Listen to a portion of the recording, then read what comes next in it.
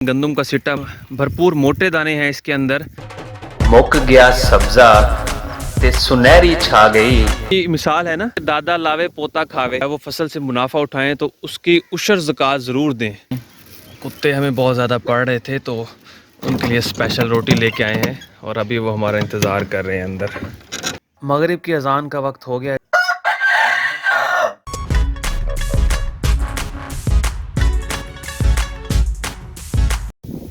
अस्सलाम वालेकुम दोस्तों, आप सबको एक नए व्लॉग में खुशामदीद कहता हूं। हमारी पिछली वीडियोस पर माशाल्लाह बहुत अच्छे व्यूज़ आए, आप सबका बहुत शुक्रिया। आज मैं मौजूद हूं एक बहुत ही खूबसूरत गांव में और सबसे बड़ी बात, आज मौसम बहुत ज़्यादा खूबसूरत बना हुआ है। तो ऐसे खूबसूरत मौसम में मैंने सोचा कि एक देहात का व्लॉग ही बनता है, क्योंकि जब इंसान नेचुरल ब्यूटी के करीब होता है तो वो ज़्यादा अच्छे तरीके से मौसम को एंजॉय कर सकता है।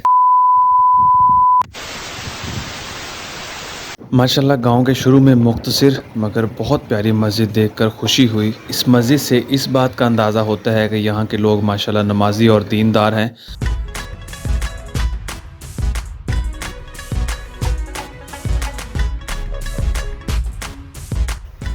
देहातों में इस तरह की खूबसूरत गुजरगाहें होती हैं, छोटी छोटी सी।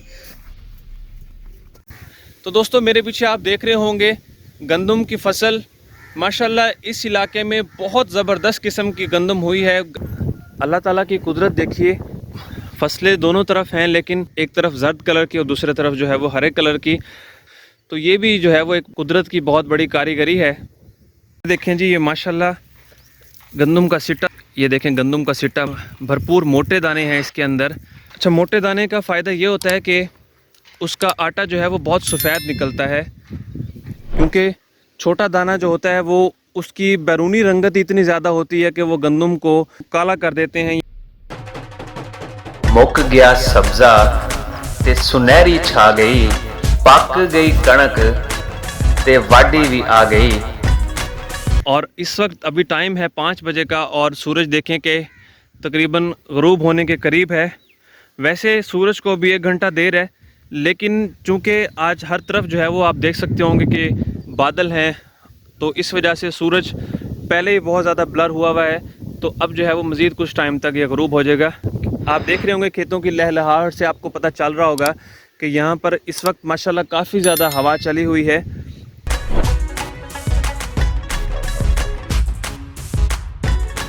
लोकां दा सोना तिजोरियां च पिया है ते साडे किसान भरावां दा सोना खुले आसमानां थले पिया है। ओ खैर करी रब्बा सोहणिया। इस तरफ जो है वो बरसीन है मेरे ख्याल से, या पता नहीं मेथी है। तो जिस दोस्त को पता हो वो कमेंट सेक्शन में भी ज़रूर बताए। बाकी जो भी है माशाल्लाह बहुत खूबसूरत लग रही है और ये भी भरपूर तरीके से यहाँ पर हुई भी है। अच्छा, इस तरफ दोस्तों आप देख सकते होंगे ये कुछ आम के पौधे हैं। अभी ये बहुत छोटे हैं। आम को वैसे भी काफ़ी टाइम चाहिए होता है तैयार होने में। वैसे भी मिसाल है ना, दादा लावे पोता खावे।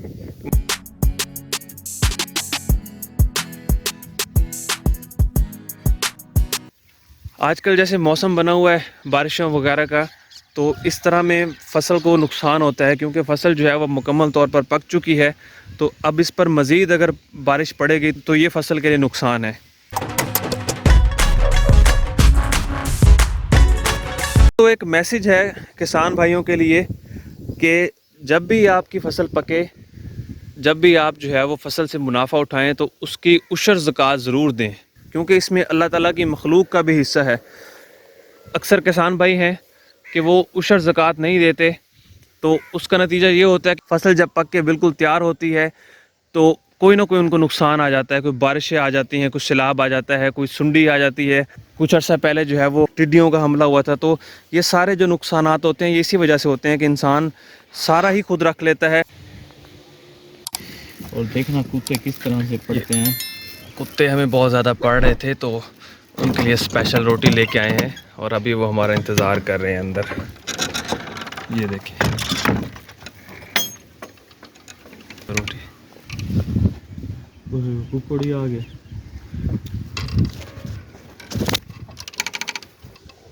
होने अपने यार बाड़वे से नहीं भी ना।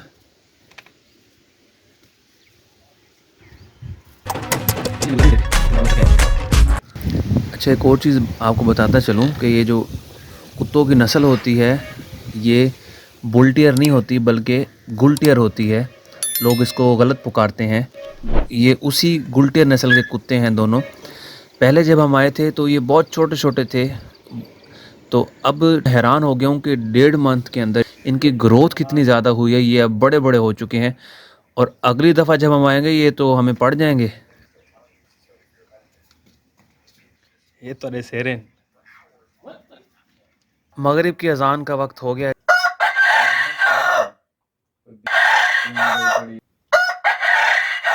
हाँ बोलो।